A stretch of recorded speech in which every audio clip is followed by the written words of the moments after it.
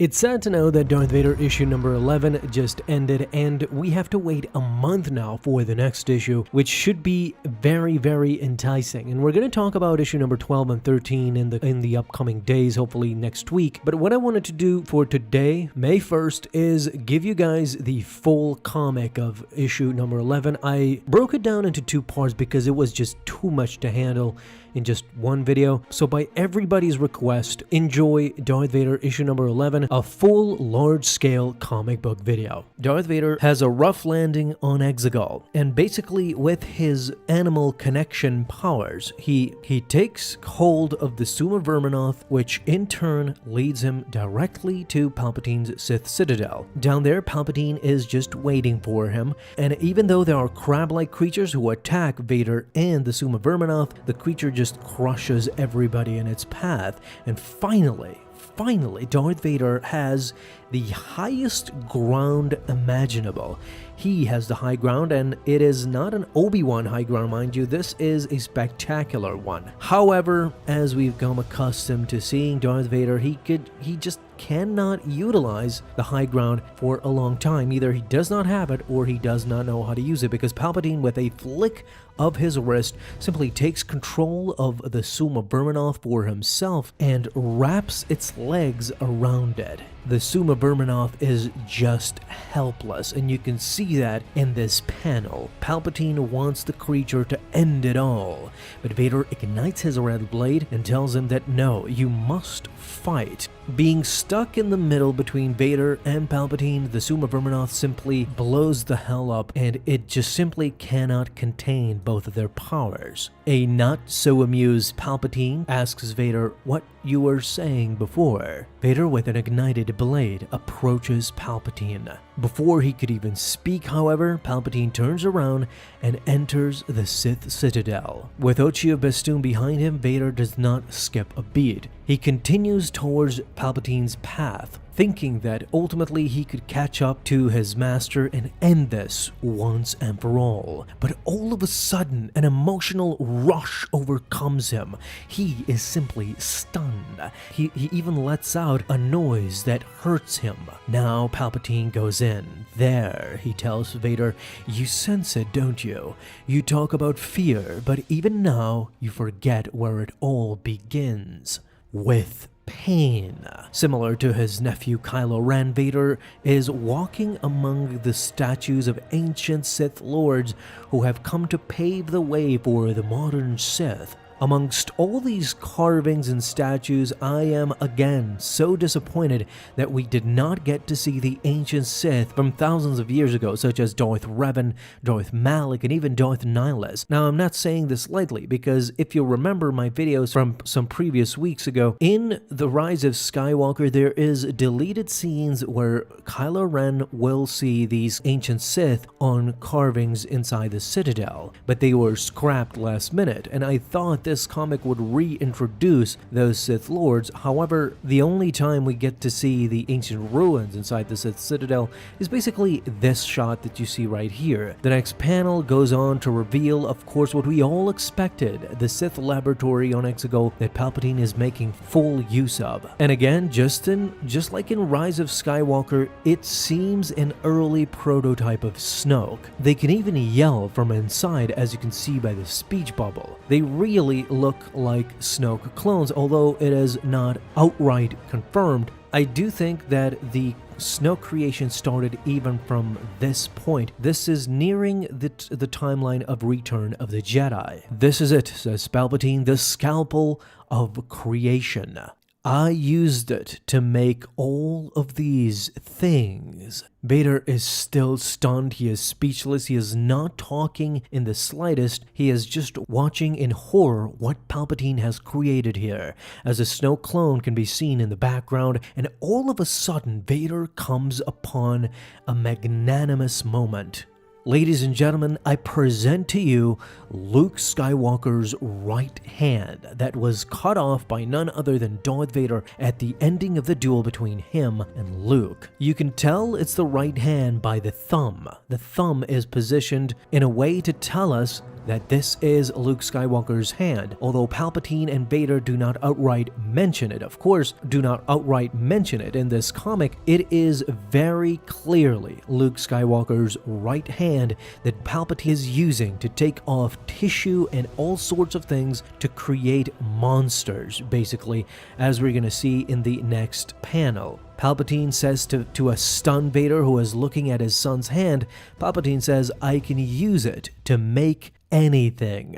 Now, this comic just indicated, by all accounts, that Palpatine actually used Luke's hand to create Snoke clones. Again, nothing has been confirmed, but this is what it is insinuated here. Palpatine is actually telling Vader that he can make anything out of this hand, out of a Skywalker hand that was cut off by Vader. Whether that will be revealed in the future or not, right now the comic tells us that Palpatine used the hand to create these monsters that now are unleashed upon Darth Vader. Now, at first glance, these guys kind of look like the Tomb Guardians from Jedi Fallen Order, the enemies that you face, and they are definitely using electro staffs. The Sith assassin is baffled. He thought there were only 2 Sith. But these are not Sith, according to Darth Vader. But they could be, said Palpatine, should you fall. Further indicating that these types of clones that are now going up against Darth Vader are some sort of a early prototype of Snoke. But Darth Vader refutes that idea immediately by Palpatine because he will never fall, as these clones are now approaching the Sith Lord. They go on to have an amazing fight. Vader tries to hold his own against not 1, not 2, but 3 of these monster Sith clones. And while Vader defeats one, the other hits him in the back, and this crumbles the entire floor space where he falls down. One of the clones takes this opportunity to zap Darth Vader again, but in sheer might and power, Darth Vader, unfazed, slices him in half and impales the other with his lightsaber.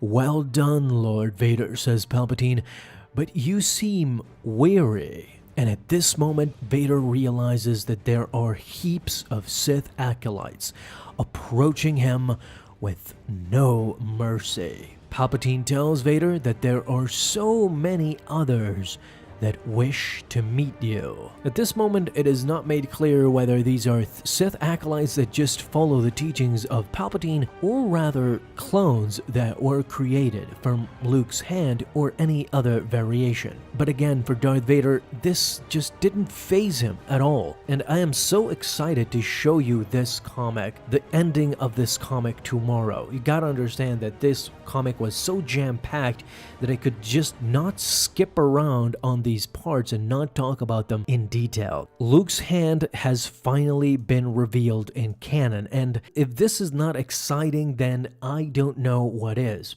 Because in Legends, there is a story out there that shows Luke Skywalker's hand journeying from one end of the galaxy to the other, but ultimately the evil Sabaoth gets a hold of it, and out of it comes the clone of Luke Skywalker. It is actually quite a funny story that I hopefully will tell one day. Luke Skywalker goes up against Luke Skywalker with 2 U's, if I'm not mistaken, and Sabaoth is right in the middle of it. Kind of a mishmash of Palpatine character, but I'm so excited that in canon now we have sort of an explanation to Luke's hand, as we did in Legends lore.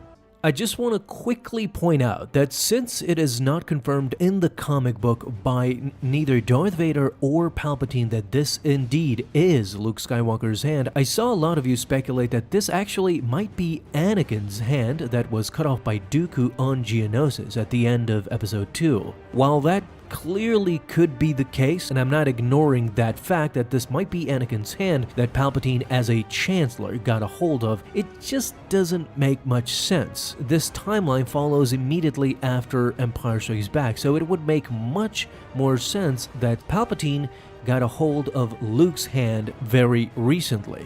I don't know, it's not something that is confirmed, but timeline-wise, it would make more sense that it would be Luke's hand. Not only that, but we do have Legends material talking about Luke's hand as well, so it's not out of the realm of possibility. Either way, as long as it is confirmed by somebody in the Darth Vader comic series, we're gonna refer to this as Luke's hand, and Darth Vader gets an up-close look at his son's not only hand, but the offspring of his DNA. While he defeats the clones, now the Sith loyalists are after him. They are using sharp knives to go after Darth Vader. Vader is unfazed at this moment. Only 2 Sith, says Palpatine, just as you say, but any of these might replace you. Look at you, all in pieces. What hope do you have? In signature Darth Vader style, not only does he disengage the lightsaber, but he now uses all of his force ability to simply snatch all these knives out of the Sith loyalist's hand, aim it at them, and crush them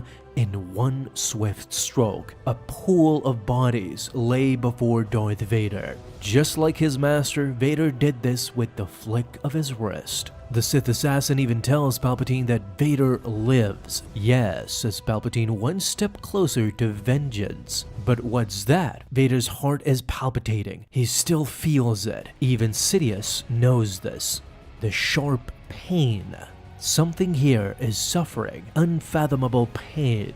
Whatever could it be, as Vader now approaches inside the heart of the Sith Citadel, where Palpatine undoubtedly wants him to go. Ocho Bestoon starts pleading with Vader. Now you have to see that you cannot possibly fight Palpatine. Your best bet is to come with me and broker some kind of a deal, but Vader ignores him and simply moves on. As I predicted a couple of weeks ago, Darth Vader now lays his gaze upon the enormous Exegol fleet of Palpatine. A fleet of Star Destroyers 1,000 times more powerful than the galaxy has ever seen. Now Vader started mocking Palpatine. Is this all you have? More monsters and more machines. He felt about this similar to how he felt about the Death Star, a mechanical abomination. But Ocho Bestoon saw it differently. These aren't just machines. Each of these carry a cannon that could destroy a planet, and there are hundreds of them. But alas, Vader was not preoccupied with these material things. He could still feel the pain inside of him. It was shaking his very core. This was all Palpatine's doing. In front of Vader there was what looked like a Sith temple. A scream could be heard outside of it. Vader wasted no time in approaching the Sith temple where Palpatine would undoubtedly be. Again, Ocho Bestoon started pleading with him. This is all too big even for you. Come back with me. I'll tell the Emperor I got you to see reason. But now they were inside the temple and the pulsating energy was just too much. Even Ocho Bestoon started retreating. What is that? As Vader gazed upon it, the noise was just too much, coming out of a living thing. It was none other than the living kyber crystal. Palpatine told Vader that this living mineral powers every lightsaber, but his saber uses just the tiniest shard. To power the cannons of my fleet, I have harvested a mountain of kyber crystals. The Sith assassin was baffled. Why is it screaming that way as he held his head in sheer terror? Vader knew the kyber was a living thing, and to serve a Sith, the kyber must suffer. It must bleed. Yes, said Palpatine, pain, as the Sith loyalists were hacking at it with saws, making it bleed, making it suffer all the time. Palpatine even told so that only through pain will the kyber crystal find its true power. As in a split second, the mountain of kyber crystal expelled a pulsating energy in sheer pain that repelled everything and everybody in sight, except for Darth Vader, who was still standing his ground. It was so forceful that it even removed Ocho Bestoon's mask, and it hurt him visibly. It started melting him. It was so powerful that even Darth Vader felt it and would not retreat by any means, to the point where Vader screamed himself. As you can see by the speech bubble, Palpatine now started relaying a message to his apprentice. I tore you to pieces before, old friend, but this This is something different, isn't it? Unlimited power beyond anything you have experienced, all in my hands. As from all this red energy emerged a figure. You feel it burning your flesh and mind, ready to incinerate you in an instant, and you know you cannot fight it, so now how can you claim it? Out of the red light came Darth Sidious, fully postulated, not in pain at all. Vader was still screaming. He was very much still in pain. Yes, Palpatine said, pain, fear, anger, power. It was starting to hurt more and more. Vader's screams were starting to get louder and louder. It's the path you have chosen time and time again, but somehow need to choose again, time and time again. If you walk with me, you will never escape this terrible pain. But only in this way can you share my power. The dark figure, now revealed to be Palpatine himself, amazingly not in the slightest bit of pain. With this image, ladies and gentlemen, we understand that even Darth Vader was susceptible to pain that Palpatine was just not. He was such a superior being, he was basically untouchable. Even the sheer power out of the kyber crystal that repelled everything, melted everything in its path, Sidious was just completely unaffected. I think this panel definitely shows the ultimate difference between Vader and Palpatine. The superiority of Palpatine was for him to withstand what Vader just could not, is very telling at this moment. While Vader is not repelled or melted in any way, Vader is standing his ground, although he is in tremendous pain. Now comes the original vision from Darth Vader that he had in the Red Mist, where he was fighting Luke, but the sides had changed. Now Luke defeated Vader, cut off Vader's hand, and Vader was playing the role of Luke. Luke was telling Vader, search your feelings. You can destroy the Emperor. He has foreseen this. It is your destiny. What Luke now did was extend his hand for his father to join him in destroying the Emperor. As Vader gazed upon his son, Palpatine asked, Lord Vader, have you chosen?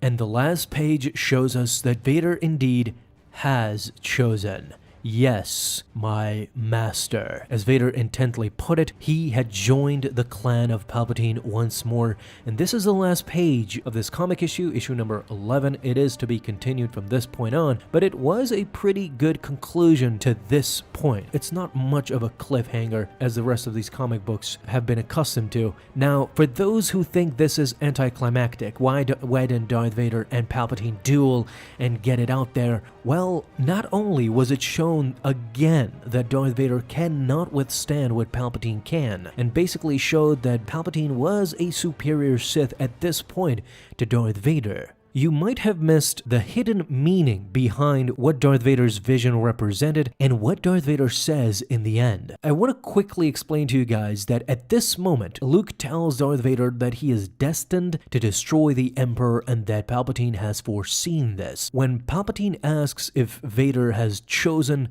and Vader says yes to Palpatine as he joins him once again, he knows that he is destined to destroy Palpatine one day, and that being closer to him, he has chosen to kill Palpatine when the time comes. This is why this is a very masterful storyline at this point, showing how Vader came to grips with reality. Palpatine cannot be destroyed outright. He cannot be destroyed in a duel. Palpatine needs to be killed when the right moment comes, and that moment is in Return of the Jedi, as we clearly see it. Guys, please let me know what do you guys think about this comic issue, because it was a bombastic one, at least for me, but what did you guys think? Thank you so much for watching this video, and if you enjoyed, leave a thumbs up down below as well. Subscribe for dailies. Now you have an awesome day, Star Wars fans. I'll see you in the next video, and may the Force be with you until then.